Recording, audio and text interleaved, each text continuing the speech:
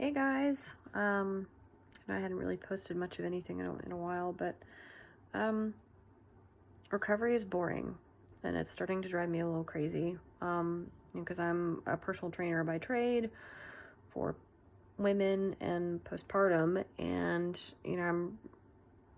I wasn't in the best shape of my life before I had the surgery, but I knew going into it that I would have a setback. So it's kind of like having to weigh the pros and cons of knowing that you're going to have to step 3 steps back to move 5 steps forward.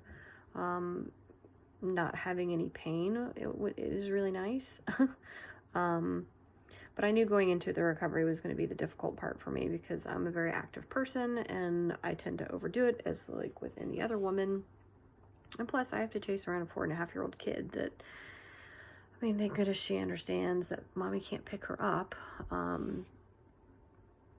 Although I have oopsied a couple times by picking her up just out of habit, like at the grocery store, putting her in the cart when I'm not supposed to.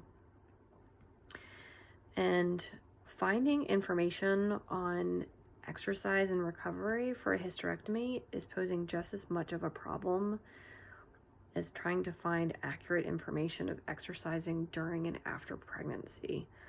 So it's difficult, and even some of the other trainers that I'm in a group with are basically saying the same things that I've been reading, which isn't much. Daily life for me is bending over and picking things up, like a pair of socks off the floor because my kid decided to drop them. Wanting to load up groceries because, I can't even go to the freaking grocery store by myself because I'm not supposed to be picking up anything over 10 pounds. So it's like, do you want me to put all my shit into like 20 different bags? Well, I don't have 20 bags. I don't want to pay for 20 bags either. So my way of life is now contradicting what my recovery should be like. They don't want you lifting anything over 10 pounds, but so does that mean that I can't even lift a gallon of milk? But I'm not supposed to lay down. I'm not supposed to sit still. So, is an air squat okay to do? And if it's not, why not? If I can bend over, if they don't want you bending over or doing any kind of strenuous activity until 8 weeks, then how come they clear me for walking at the 3-week mark? And she did say small times, like 20 minutes max at not a very fast pace.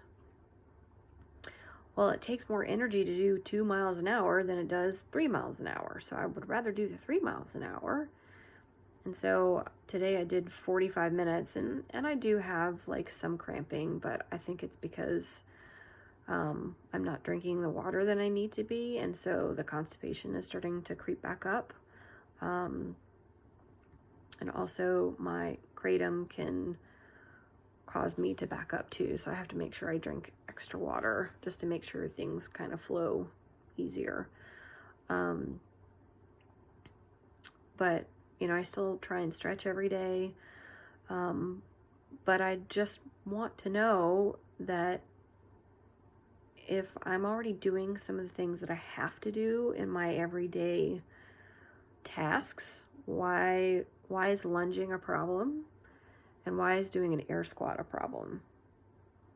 You know what I mean? So it's frustrating. And,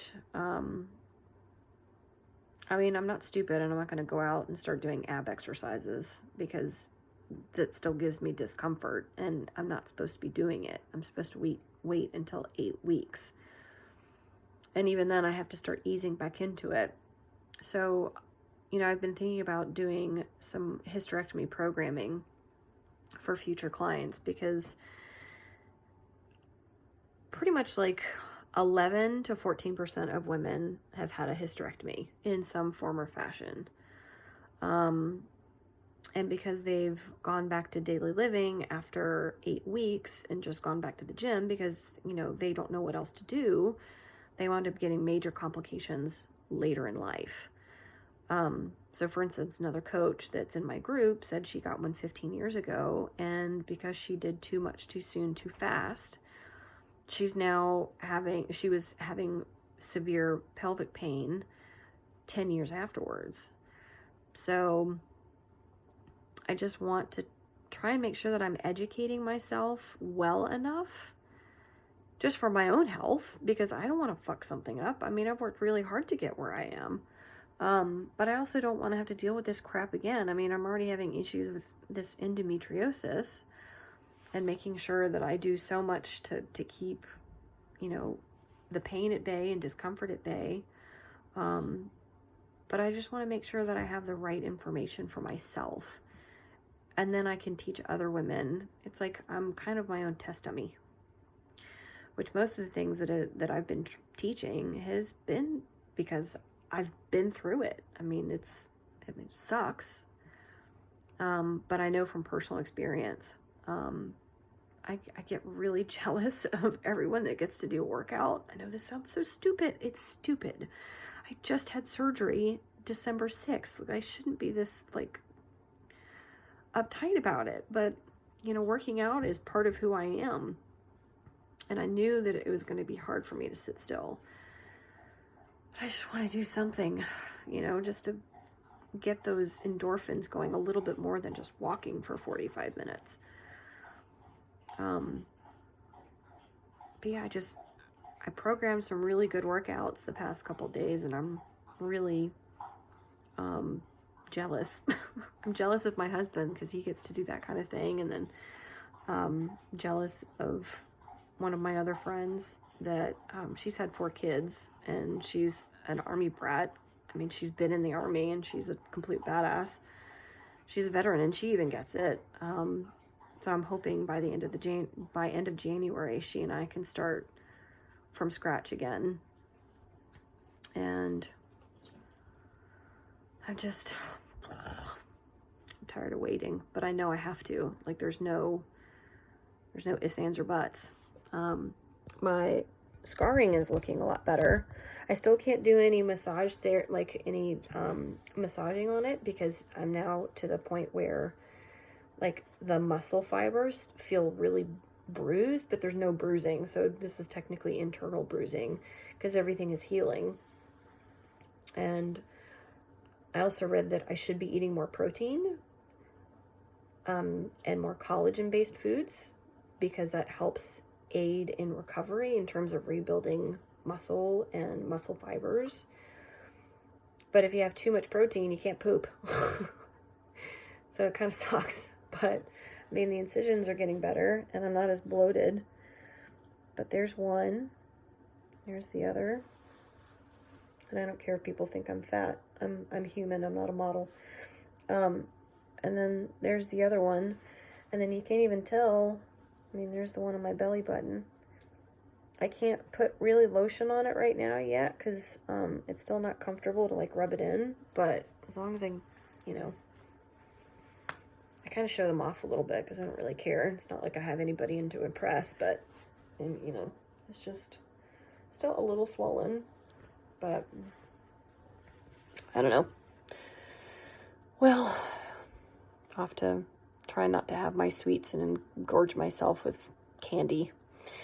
Today is the first day of our personal challenge. Brent and I always do a yearly reset in January until about March, and we just get back on track on eating our healthier foods. We usually drop percentages in our body fat, and just kind of kickstart everything, just to kind of refocus ourselves and recenter our athletic soul, I guess. But I got really addicted to sugar because I couldn't eat much. I still can't eat much, because my stomach, before the surgery, I wasn't hungry at all. And it was a constant struggle for me to actually eat meals, and my hormones were just so out of whack that it was I had period cravings 24/7. So nothing ever sounded good. Nothing ever tasted good. And now that my hormones are re-regulating because of, 1, the working out, and 2, I just, everything got fixed. I'm starting to want to eat more food, but I was pretty much living off of small energy bursts. So like every hour I would have something sweet, and that would be basically my fuel. Well, that's not a good way to live. So I'm having to kind of like retrain my body to eat good food. Like, you know, if I want something sweet, have an orange or some strawberries, or, ooh, we have cherries in the fridge. Oh, I'm gonna grab cherries. Okay, well, I'm really hungry. So yeah, I guess I'll just talk to everybody later, and hopefully I'll be posting some more videos as recovery starts to progress. The walking was kind of like the starting point. So this week I'm going to be able to start doing some PT movements, and I'll keep showing those as well. So, bye.